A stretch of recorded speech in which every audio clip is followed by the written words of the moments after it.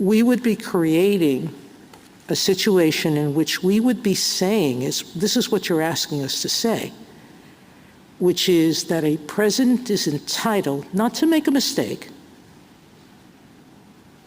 but more than that, a president is entitled for total personal gain to use the trappings of his office. That's what you're trying to get us to hold, without facing criminal liability. Your Honor, I would say three things in response to that. First, the doctrine that immunity does not turn on the allegedly improper motivation or purpose is something that this court has reaffirmed in at least 9 or 10 That's cases. absolute immunity, but qualified immunity does say that whatever act you take has to be within what a reasonable person would do. I'm having a hard time thinking that creating false documents, that submitting false documents, that ordering the assassination of a rival, that accepting a bribe, and countless other laws that could be broken for personal gain, that anyone would say that it would be reasonable. But since Benjamin Franklin, everybody has thought, including the presidents who've held the office, that they were taking this office subject to potential criminal prosecution, no? I don't. I see the opposite. I see all the evidence going the other way. Marbury against Madison, Mississippi against Johnson discussed this broad immunity principle that naturally. So what was up with the pardon? What was up with the pardon for President Nixon? I think that if everybody thought that presidents couldn't be prosecuted, then what was that about? Well, he was under investigation for both private and public conduct at the time, official acts and private conduct. And I think everyone has properly understood that the president, since like President Grant's carriage riding incident, everyone has understood that the president could be prosecuted at least Counsel, on that score, there does seem to be some common ground between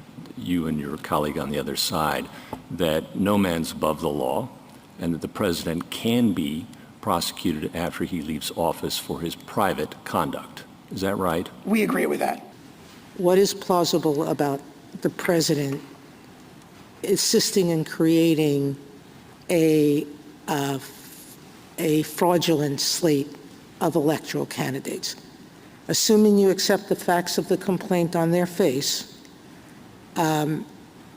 is that plausible that that would be within his right to do? Absolutely, Your Honor. Knowing that the slate is fake. Knowing that the slate is fake, that they weren't actually elected, that they weren't certified by the state. He knows all those things. And I want to know if you agree or disagree about the characterization of these acts as private. Petitioner turned to a private attorney, was willing to spread knowingly false claims of election fraud to spearhead his challenges to the election results. Private? As alleged, I mean, we dispute the allegation, but that sounds private to me. Sounds private. Petitioner conspired with another private attorney who caused the filing in court of a verification signed by petitioner that contained false allegations to support a challenge. That also sounds private.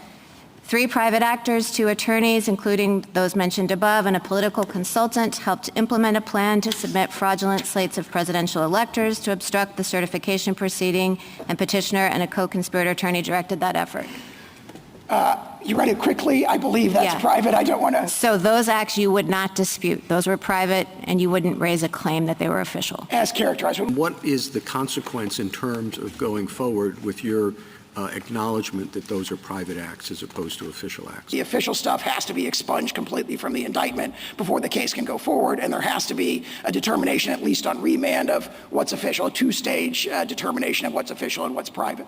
Well, if you expunge the official part from the indictment, how do you, I mean, that's like a one-legged stool, right? I mean, giving somebody money isn't bribery unless you get something in exchange. And if what you get in exchange is to become the ambassador to a particular country, that is official, the appointment. It's within the president's prerogatives.